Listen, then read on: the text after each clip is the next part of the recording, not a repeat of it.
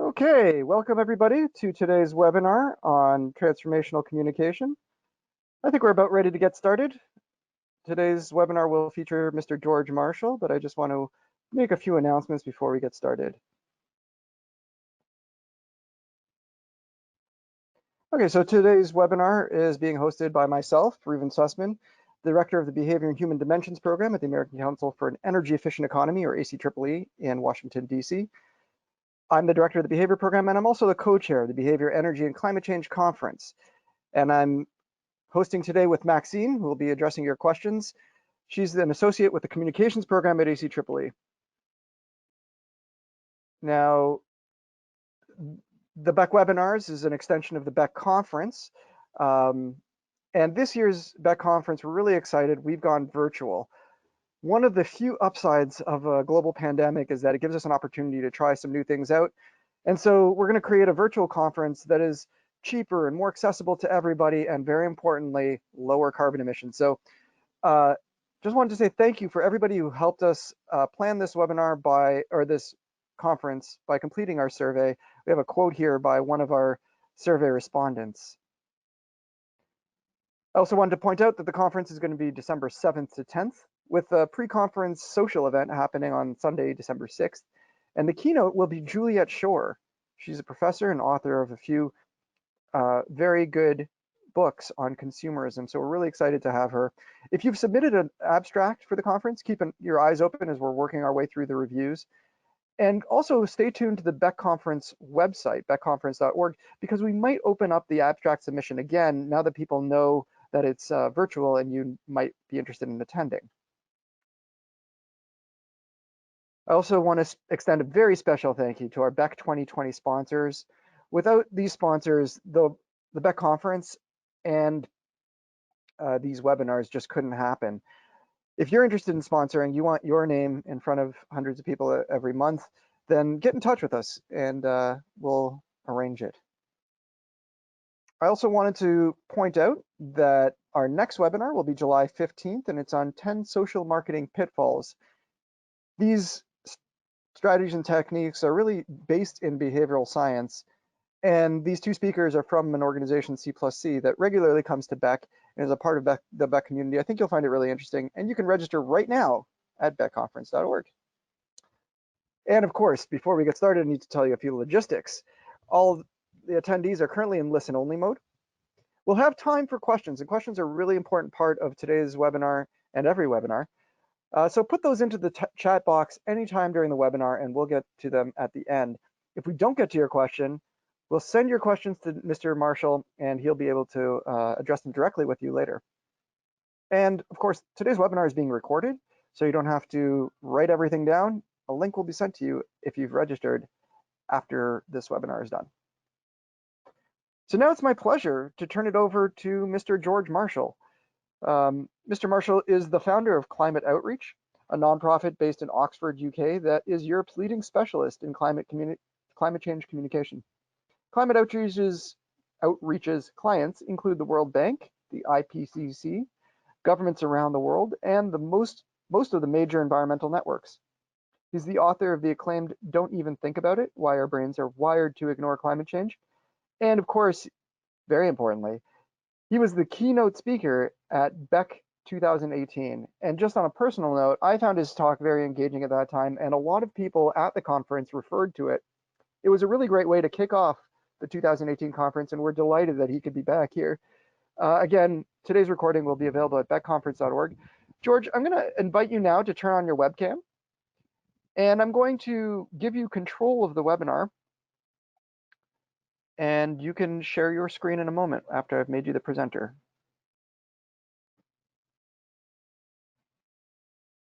There we go. Reuven, are we up and running? So we can now see your email. If you could just open up your, yep, there you go. And if you could share your webcam, that'd be great. And, so sorry. Share my web. Yeah, on the dashboard, there should be a button for your webcam. Yeah, it is on.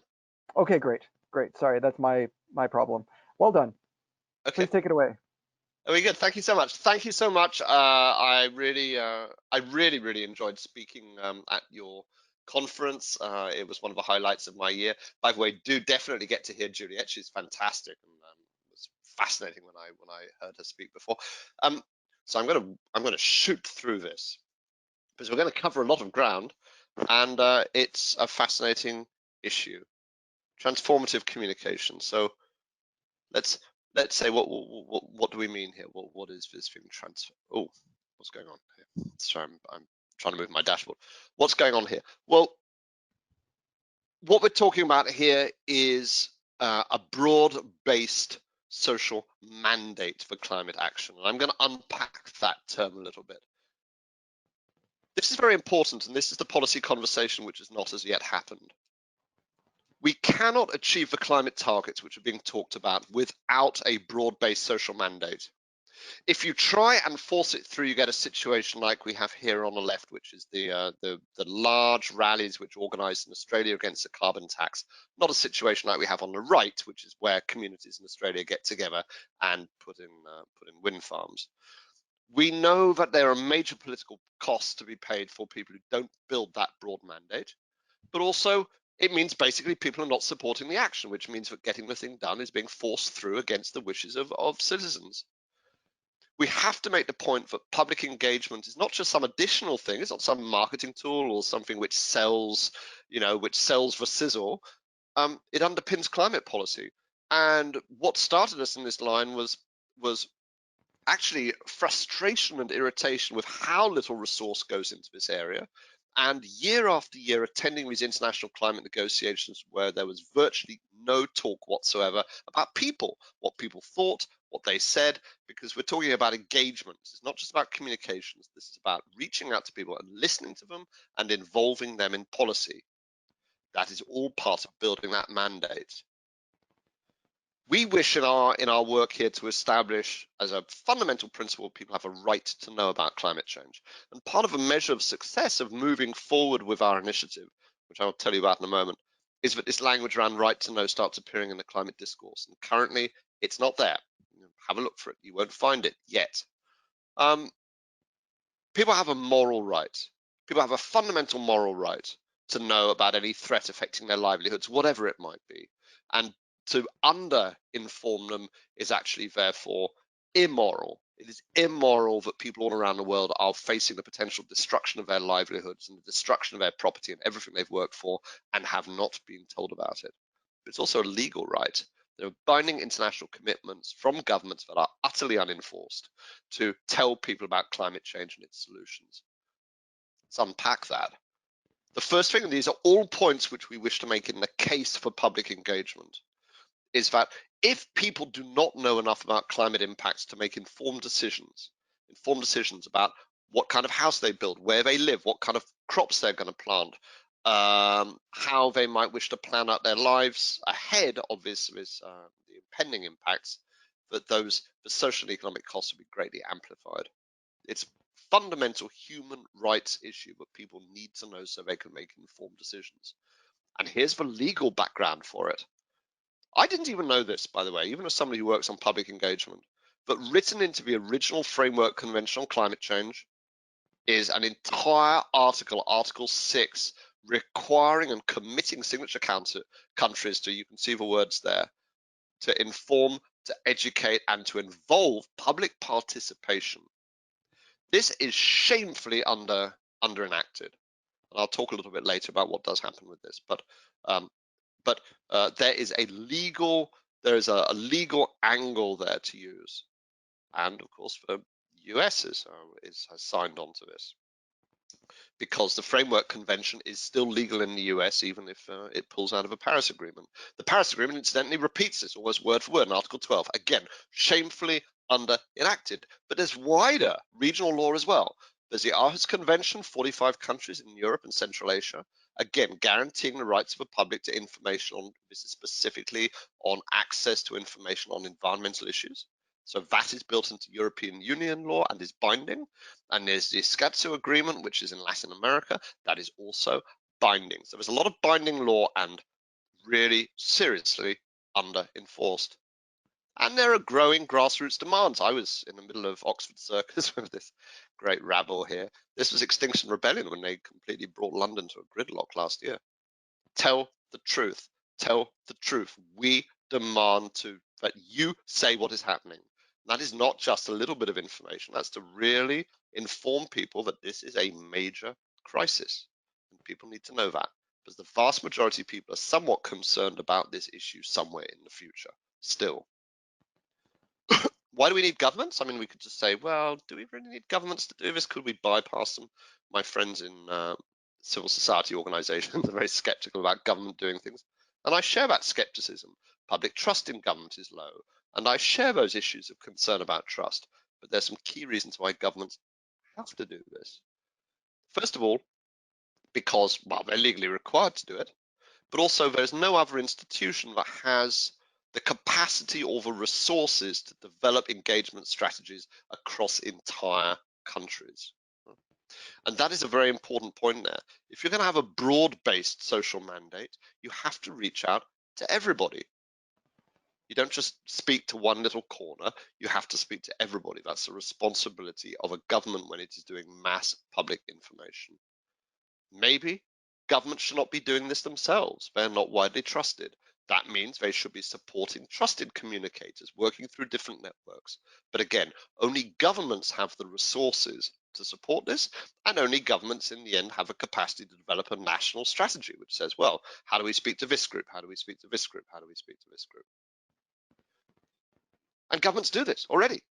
And one of the key arguments moving forward will be saying to governments, you routinely do large-scale public communications on issues, but you never do it on climate change.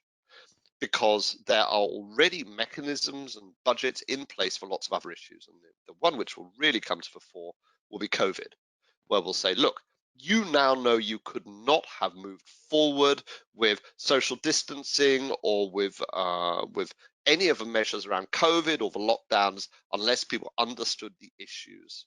They understood the science, what was going on, and they had a sense of shared and common purpose. That was all about engagement. So in the United Kingdom, for example, my own country, this year, the government is due to spend £100 million, that's about $120 million, in a central budget for broad-based public engagement and communications about Brexit, this weird thing where we're leaving the European Union, what it means for you, what the issues are, and so on. £100 million. I've looked in detail at the central budget and I've not found one single pound dedicated for communicating climate change. Now, that doesn't mean there is no communications going on, because of course there is. Museums have displays on it, arts people have things on it. There's a whole world of science communication. Of course, there's a whole world of education, both formal and informal. But we don't know how much is spent there because there is no strategy. Such initiatives are random and scattered. There's no coordination. And again, this is absurd. And we would not deal with any other issue without thinking, how do we get people on board and how do we tell them about it? By the way, I'd like to flag up for you that Climate Outreach has been doing a lot of work on communicating climate change and with around COVID. So you might be interested in this report. It's on our website.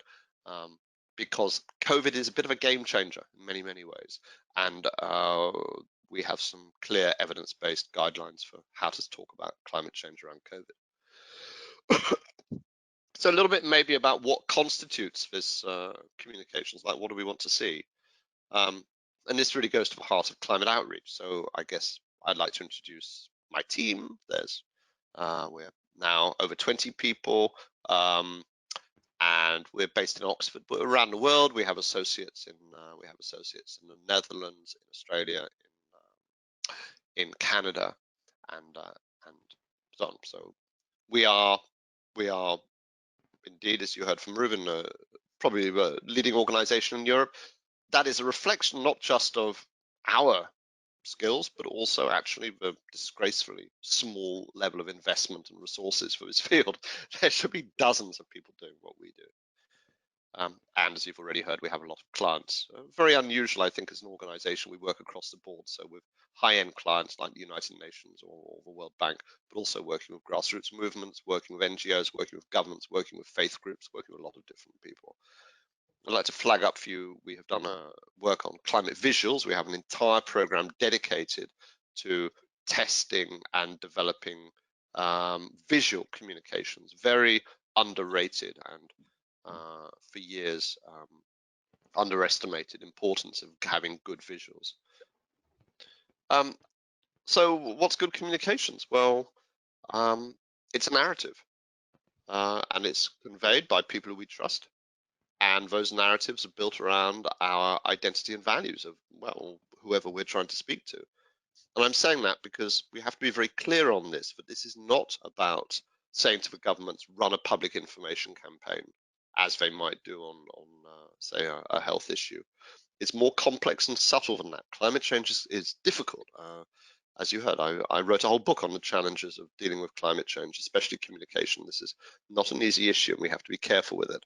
So we need to respond to the evidence base, and this is taken from a report of the many we write, and you'll see on our website, actually for the Intergovernmental Panel on Climate Change. As scientists, we say, look, there's a science to communications, there's an evidence base, this is what works.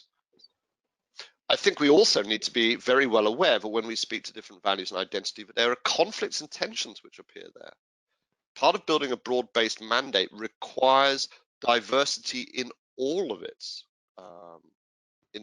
ramifications. So we talk a lot in the diversity agenda, and quite rightly so, about the underrepresentation of people of color, for example, or gender issues or sexual orientation and so on. This is all very important and seriously needs to be rebalanced. But what is often lacking in that conversation is the lack of representation of people from across the political spectrum.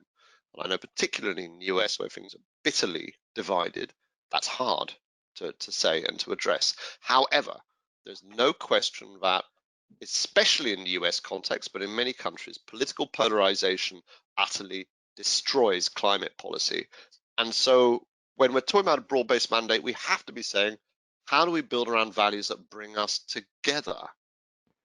Are there these values that are about belonging? And I'd say sacred values. Sacred values are, well, they're distinct from purely financial values. We talk far too much about climate change as being like a cost-benefit analysis. It isn't. It's a sacred value. Sacred values are things you don't negotiate.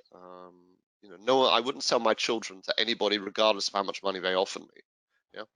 Sacred values are these things that we're prepared to lay down our lives for and make sacrifices for. So here in the US, for example, posters showing that people can overcome their divisions of politics, their divisions of gender, their divisions of race, in order to work together for a common cause, this language of togetherness. And we've seen this very powerfully for COVID. This is a gentleman called Captain Tom. Captain Tom is a national hero in the UK because he said that he's 100 years old, and for each of his years he would walk around his garden once. And as you can see, he's a very frail man, and he's a Second World War veteran, and he went around his garden. He raised £30 million for the National Health Service and became a national hero because he represented and symbolized what we were putting together for, and the fact that people like him could potentially die from COVID, and this sense of pride combined with a sense of national pride which came through our commemoration of the Second World War. There's a lot of complex stuff in the mix. These other pictures here, you'll see every Thursday across the country, people go out on the street at 8 p.m. and they clap and applaud carers. There's national expression, and believe you me, it's powerful and it's very strong. It's if I open my window on a Thursday, I can hear the noise completely across my town of people doing this. This celebration of caring, of togetherness, and of our National Health Service as well, which is one of those shared issues of national pride.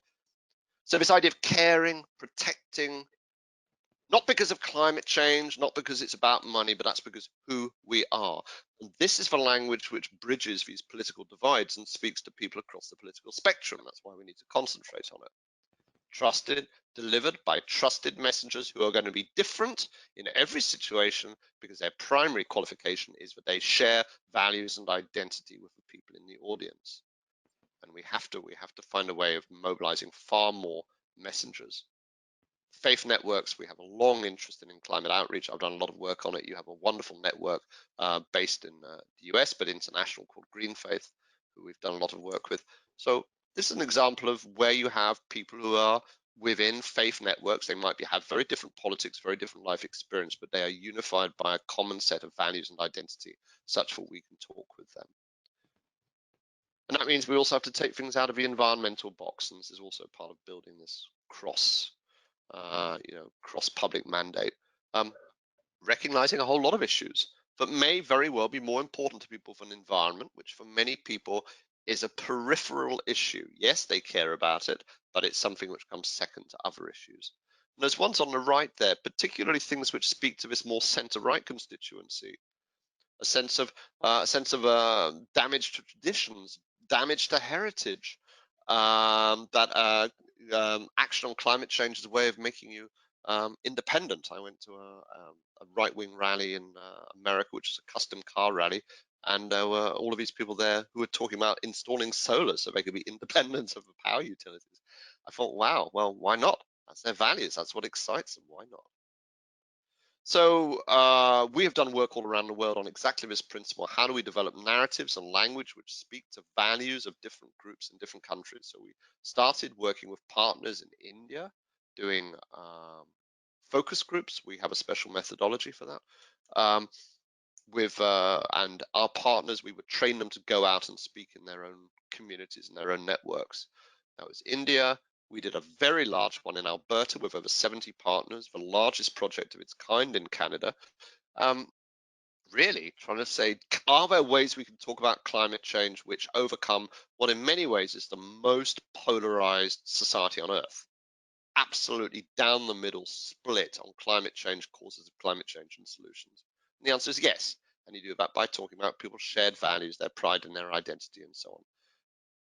And I'm not going to go into the details of the findings right now. And most recently, across North Africa, across countries with a shared Arabic language, with a shared Islamic heritage, but also often with very considerable differences between their cultures.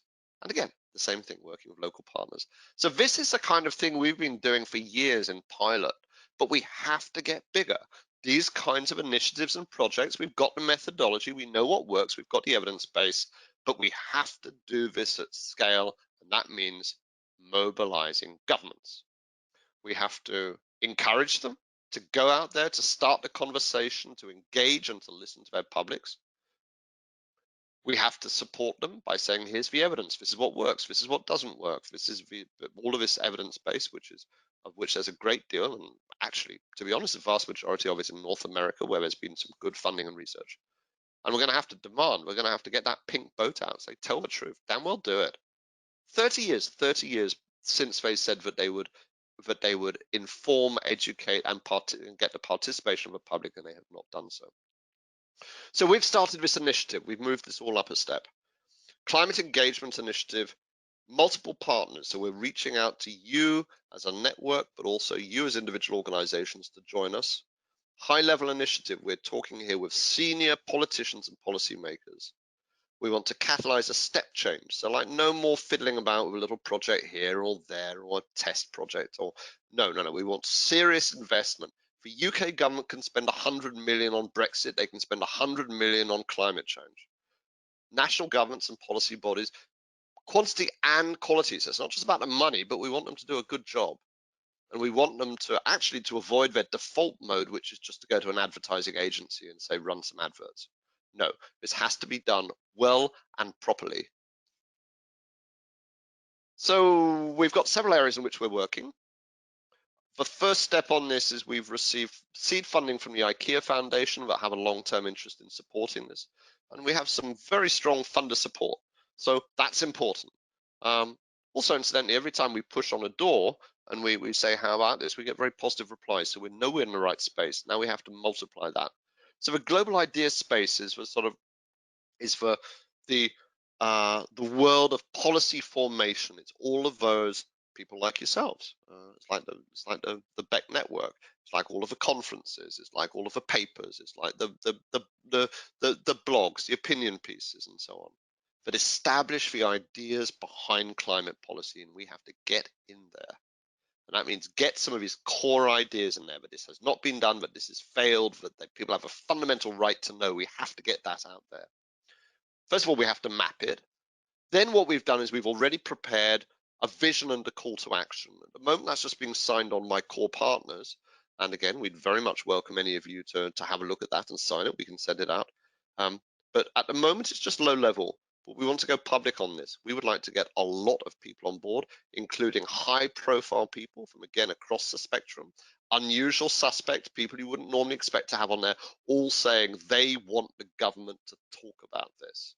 So this vision and call to action, we're looking to really start kicking this in around September. Of course, where everything's moving up towards COP26, which has now been moved to the end of next year. So we have a bit of time to play with. 4 strategic reports. This might change. And by the way, this does not exclude anybody else doing anything. If any of you can contribute to this and we can bring it in, we can share stuff and we can move forward together, brilliant. But this is what we're doing in climate outreach. Stumbling in the dark, we have to analyze people's real level of understanding of climate change, because most of the research is very poor, and it tends to show that the majority, typically 2/3 of people in countries, are very concerned or concerned about climate change. That tells us very little. It's clear when you dig deeper into that the understanding is very shallow. And we know from this work we've been doing in the field, when we did our research in India, not a single person in any of the groups, when we asked them what do you think is causing climate change, mentioned fossil fuels. That is important, because if you don't know that fossil fuels are causing climate change, you don't understand why shifting out of coal and into solar is so important. So there's some fundamental stuff we have to say. And it's a bit like literacy or numeracy. There's no reason why we can't have national targets to say by a certain point, a certain percentage of people will understand these key principles of climate change. We have to show that governments are really not spending any money. So we have to do a whole report on that, like I did with the UK, but in more depth. Just to say, actually, are governments doing any engagement? And the answer is yes, they are. There is communications, there is stuff which is happening, but it's so scattered and disconnected. In truth, the only countries which have a national climate change communications strategy that we're aware of are a handful of 6 low-income countries. That is pathetic. It means that there, as far as we're aware, there is no high-emitting, high-polluting country which has a national strategy for public engagement. And so we need to bring in the learning. We need to make this case that, hey, you've done it for COVID, you've done it for terrorism. In Britain, we had every single household in the country got a whole pack of information following 9/11 on terrorism. And finally, we need to put it together. And then there's a point which is just about going on the road, about just going and meeting and talking and talking and talking. And I'm going to be so sick of saying this again and again and again. But hey, repetition. We've got to hone our messages, and we've just got to get out there and push it hard. There is an international initiative. Of course, I said it is in the Framework Convention, and there is a little bit of action called Action for Climate Empowerment, which is the vehicle within the United Nations Framework Convention, the international negotiations, that manages these funny little articles, Article 6 and Article 12, where the stuff gets shoved to one side. It has 2 people working in it to hold the whole thing together. It is appallingly under-resourced and it's kind of really kicked to one side. So we have to strengthen and support that. And we have to demand that governments put up some cash. And that also means that countries which have very limited resources, lower income countries, countries which will have high climate impacts, well, the richer countries should put up some money to enable them to do proper engagement across their entire populations. We did a webinar yesterday on principles for effective public awareness, and that was attended by representatives of 7 countries, the UK Cabinet Office, which is leading in the coming up COP conference, and it had a lot of NGOs. It had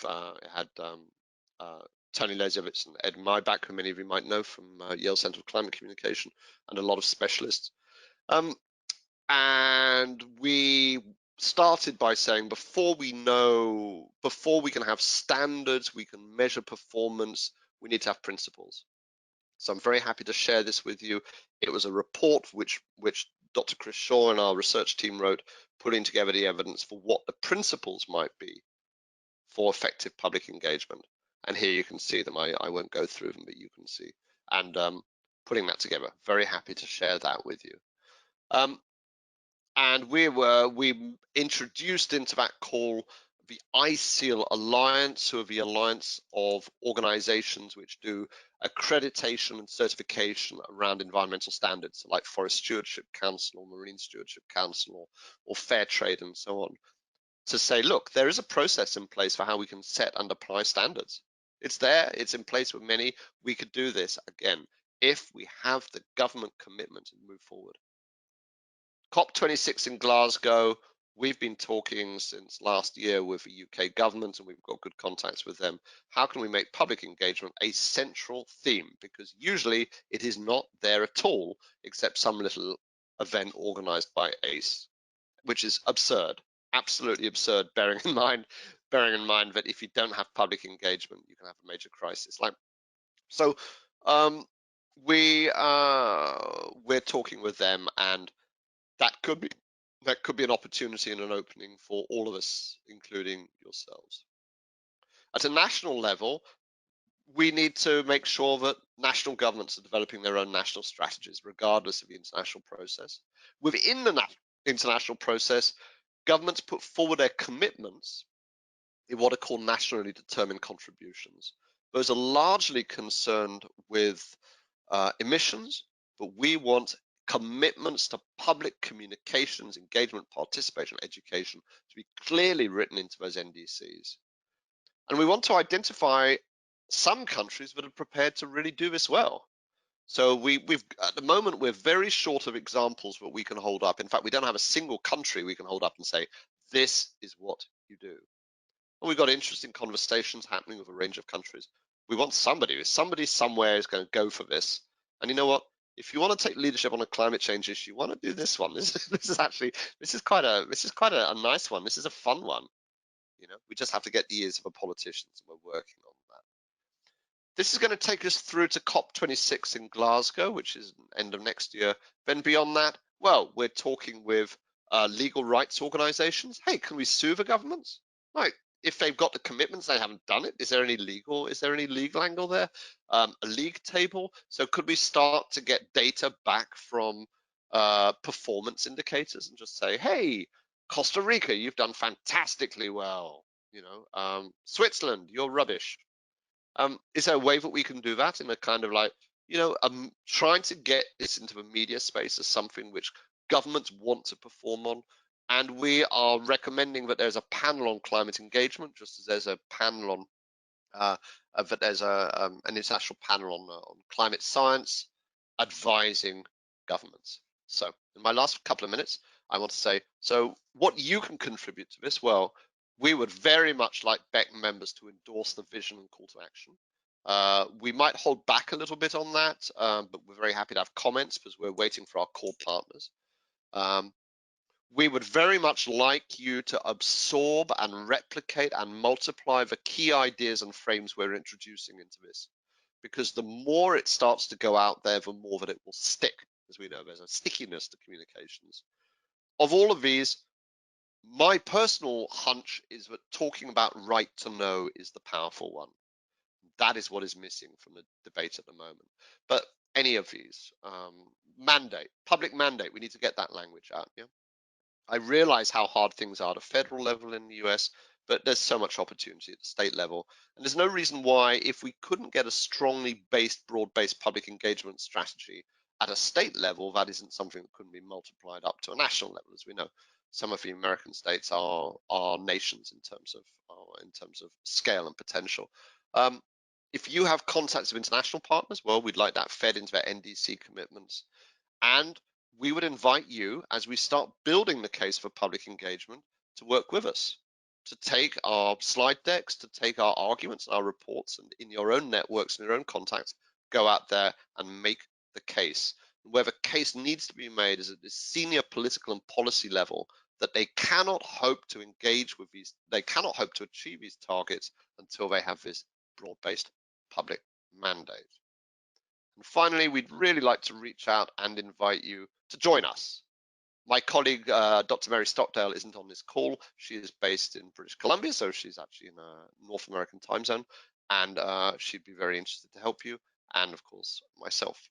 And I'm looking at my timer, and I'm coming in 5 seconds to go to, there we go, 30 minutes. Thanks so much. Well, thank you, George. This is always nice to hear about the work that you and Climate Outreach are doing. To the community of people who are tuned in, now is your time to type those questions into the question box. And Maxine is online now, and she's going to start reading questions for Dr. Marshall, Mr. Marshall, to answer. And I mean, it's never a problem when somebody accidentally calls you doctor. I feel a bit fraudulent. Maxine, what questions do we have for Mr. Marshall? And just a note that anybody whose questions are not answered, we will send them on to Mr. Marshall to answer later. Reuven, I'm going to go off screen sharing now, okay? Yep, that's great. I will share my Okay, screen and yeah. yep, good. All right, so one question we have here. My city is deeply in the red post-COVID. How do I address the issue of lack of resources at this time and the desire to wait first few years? Yep. What can I say? Hard question. I don't think that budget is the main obstacle though here. I think there's a lot of energy within community networks that we can mobilize around this. I think some budget is required. What can I say? It's hard. You know, there will always be a case to be made that there are other things which are important. There's always competing costs. I think you're going to have a wider issue with why should we do anything on climate change when we have these other pressures. So that's something which will emerge as a challenge. But if we can make the case for why there needs to be expenditure on climate change, I think that we're in a strong position to make the argument that some of that expenditure needs to go into building that base of support. In Scotland, they did a very interesting program of initiating community-level conversations run by community organizations within the community about climate change. So we structured this for them. So this was not didactic, like this is what you should know, but actually a conversation like, so what does this mean to you? What do you think we should do? And actually the cost of that was almost nothing. It was about creating the resources for them to do it. So I think this idea of opening up a broader based conversation is quite affordable. Okay, next question. Friends of mine ask, why should we sacrifice in the efforts for climate change when we hear that India and China, for example, are actively building coal-fired power plants? Right. That's somewhat that's somewhat off the line for what I'm addressing here. But I think that there are, of course, a whole lot of answers to that, as we know. There's a very fair one of saying that, you know, I mean, India in particular is a low income, is a developing country, and so on. I think there's also a case to be made of saying that we should actually be helping and supporting these countries to move out of coal technologies. And I think that there's an argument around our own personal responsibility. But I actually think that the coal argument is in any case somewhat peripheral. You know, the economics of coal are really weak at the moment. I think that the things have shifted. You know, it used to be that it was very hard to argue the case against that. But actually, I think now you can just say, look, actually moving towards renewable energy and out of fossil fuels is a fundamental part of development. And a big case, I not maybe so much with China, but certainly in India, where we've done a lot of work, is to make the point that actually a decentralized renewables grid, including microgrids, is actually a much fairer and more effective way of bringing energy to people. So the answer on that is to embrace the idea of energy as a fundamental human right. not to suggest that people shouldn't have it, but just to say, you know what, actually, that there are ways of delivering this at lower cost and in a way which is more appropriate for your development. All right, another question. How do you account for and counter the power that the fossil fuel companies hold over both governments and the public debate on climate change? Well,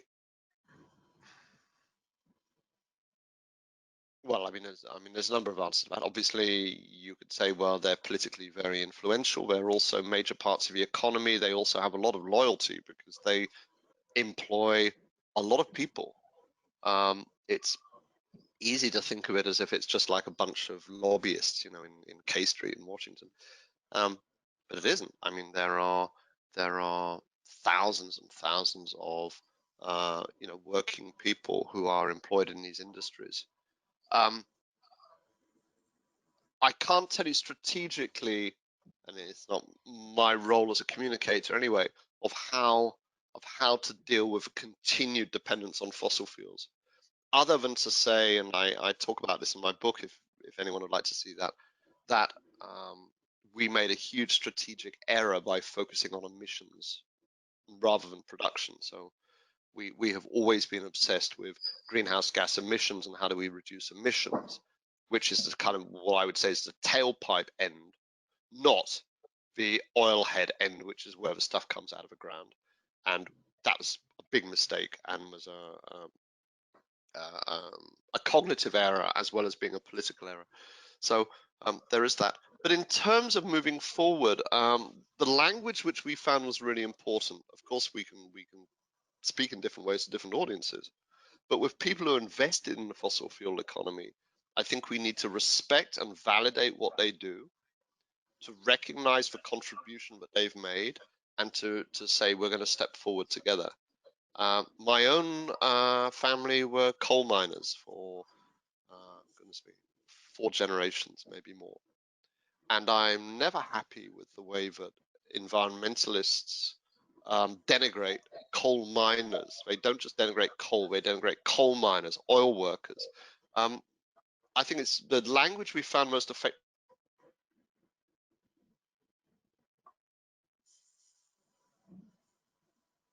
Sorry, George. We seem to have had a connection issue there. Could you complete your question, your answer again? Yeah. Just Can the you hear me last now? bit. Yeah, you're back on. Yeah, okay. Yeah, it's okay. Yeah, sorry, it's my okay, well, if I'm back on and you can you see me okay? Yeah, we can see you just fine now. Okay, cool. Yeah, no, okay. Yeah, I just got booted off. Yeah, just to say, so the language we found worked really well in Alberta was of saying we're grateful to the oil industry. We recognize the contribution that the oil industry and the people doing dirty, dangerous work in the industry have made to our prosperity. We recognize that. We're an economy which is based on natural resources. We value the natural wealth of our country, or of, in their case, a province. But we know also that things change. We know things now that we didn't know 50 years ago. But with that change, we can build on our strengths, our skills, our ingenuity, our hard work, in order to move to new energy resources. So I think the very important thing, and this is just generally speaking about talking to people of non-environmentalists, maybe people with a more conservative background, is to talk about continuity and respect and gratitude, and saying, we're moving forward, and we're moving forward, but that doesn't mean you have to be left behind. Because a lot of people, when they hear environmental messages around climate change, feel deeply threatened by that. Sometimes it's good to threaten people, right? Like sometimes you really want to shake people up, but really, I think the challenge is to take people with us. I'm reminded of, sorry, Maxia, just one quick point. I'm just reminded of research that should suggest that when you compliment somebody, you're more likely to then be effective in persuading them. Yeah, totally. In fact, there was a specific piece of research which was looking at climate change communications, as I recall, which had exactly the same piece of information, but it simply had different headings. Some of which really validated and respected and praised the people, saying, we really need you because you have something really important and a lot of skills to offer to us on this. and some of which denigrated them. And not surprisingly, it makes an enormous difference. I mean, you know, and what can I say? You know, your president went into coal areas with a hat saying, you know, I dig coal, saying you guys are great. I mean, you know, sometimes making people feel good about themselves is not a bad thing to do. But obviously we have to be careful. And I should flag up with here, this is not easy. You know, none of this stuff is easy. So say in Alberta, fine, we could say we're grateful to the oil industry, but Indigenous and First Nations people of Alberta have got a very different perspective, where some of them work for the oil industry and benefit from it, and some are utterly opposed to it. So just to say, this is hard. Like, finding collective communications is not easy. But just because it's not easy doesn't mean we shouldn't name it. Overcoming fragmentation and polarization is our #1 challenge, I think. Okay, next question. Have there been any efforts to include climate change education to primary and secondary school students in the UK?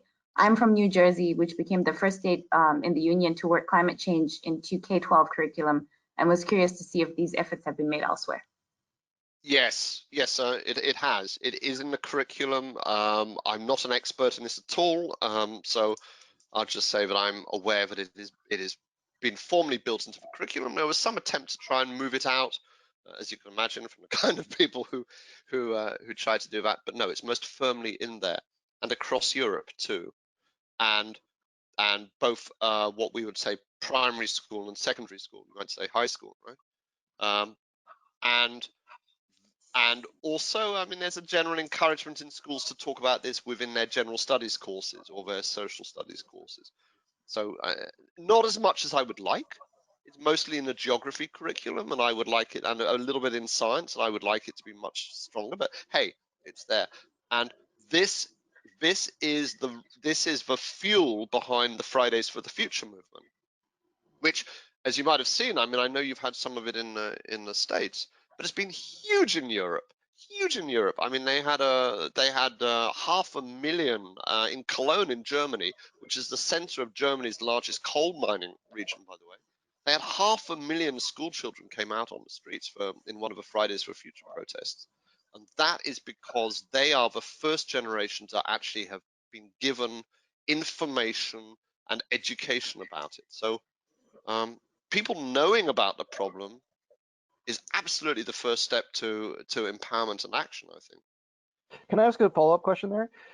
Would you say that a specific course on climate change is more effective than integrating climate instruction throughout the entire curriculum, or is it, you know, not an either or, but both?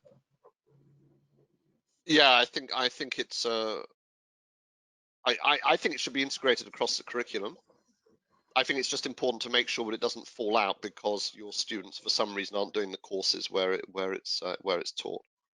So again, I'm not an educator. I couldn't necessarily say on that. Thanks for But that. I think, you know, Maxine?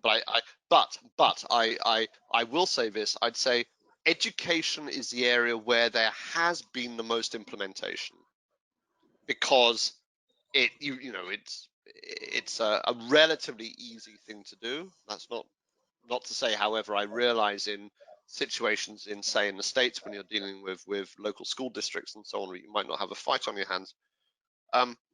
But the failure has been to reach wider.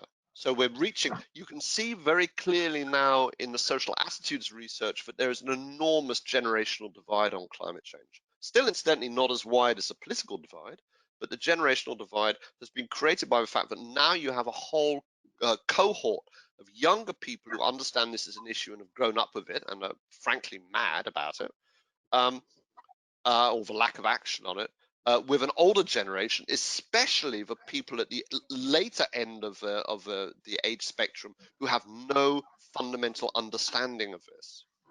And you know, if we're saying broad-based public mandate, that means that we have to be reaching out to people for whom this is quite a challenging and new concept, again, through the people they trust, the networks they trust. Okay, another question here. Is there a risk of suggesting that all the climate solutions are plug and play, i.e. instant and painless, some colleagues in climate work suggest we must take care not to overpromise. Yeah, I totally agree. I totally agree. In fact, well, you know, let's go back to the evidence. When we do narrative testing, I'm always keen to include some language about how this is going to be hard, because the assumption has always been that if we try and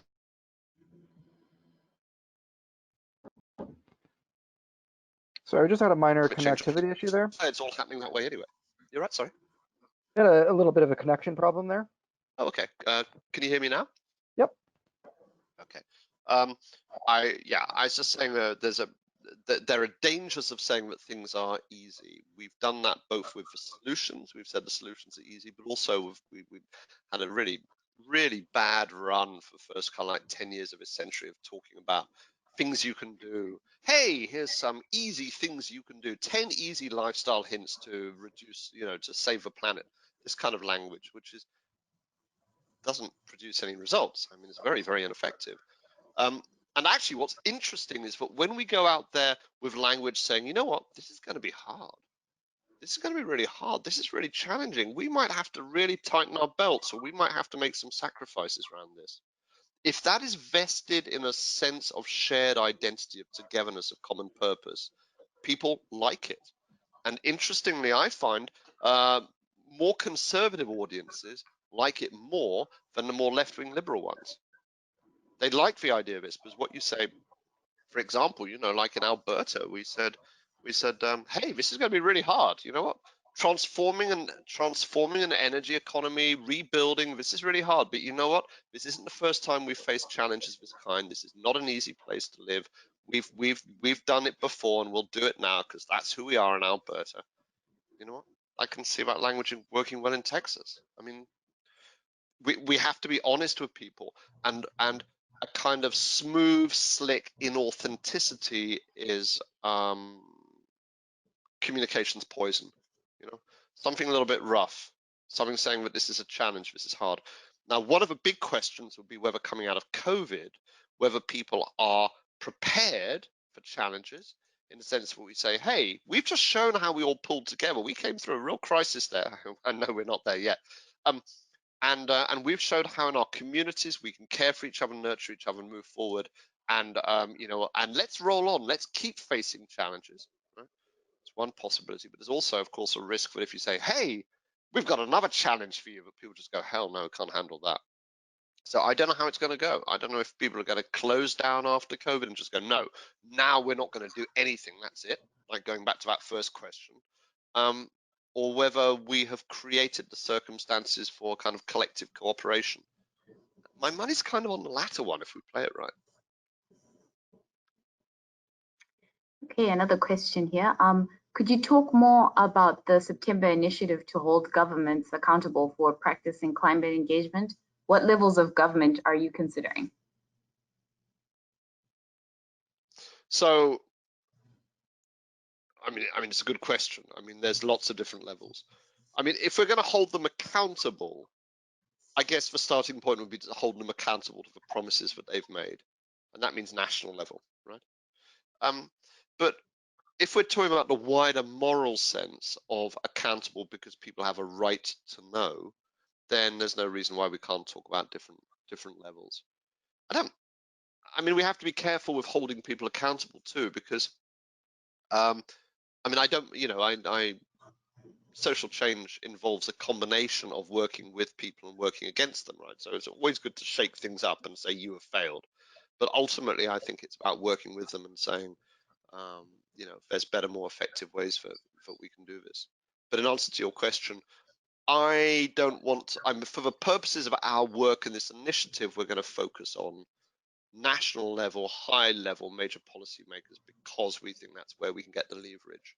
But actually, in terms of rolling out the general mission, it can be all levels of government. And indeed, actually, we can go wider. You know, there's no reason why we can't involve civil society networks, faith networks, NGOs, business networks, trades unions. I'd love to see trades unions more involved. You know, lots of different networks because all of them could be initiating internal conversations, telling their members, telling their employees, and so on. Let's do one more quick question, Maxine. Sure. And I guess there are a couple of questions related to this one. Could you tell us more about some initiatives you'd like us to join in the US, particularly in California? Are there any efforts on the ground that you're aware of? No, sorry, I'm not sufficiently aware of what's happening in California. Be quick on that. Okay, well, that was a very quick question and I can answer. take another one if it's a quick one. All right, yeah, let's do another one. Let's see here. Another question about resources. Are there any resources you could provide about how climate change outreach relates to social justice? Again, I feel in that case, that's not an easy answer. That's a massive answer. And I think the answer to that is, in a way, I'm so sorry, but in a way, I feel far more than I can answer on the call. Sorry, that was a bit lame for my last my last answer. But just to unpack it, because it's huge. Because the social justice issues are huge, because then we bring in, for example, a whole lot of issues about about just transition on the one hand, but also we bring in the whole issue about social justice in relation to responses to impact. So. Okay, well, thank you, and thank you to everybody who attended and for your questions. Just a reminder that we will send all those questions over to Mr. Marshall so he can directly take them up with you. And of course, tune into our next webinar, which will be on social marketing, which is actually pretty beneficial and helpful. It has to do with somewhat with today's topic about communication. This is brought to you by two folks from C+C, which are frequent attendees and participants at BECC. So that will be quite interesting. Register for free at beccconference.org. And that's it for today. Thank you again for attending, and we'll see you next month. Thank you, Mr. Marshall. Thank you, and please, if anybody would like to join us in this initiative, just drop me a line. This is a very good time now for partners finding partners. Yeah, good point. Okay, take care.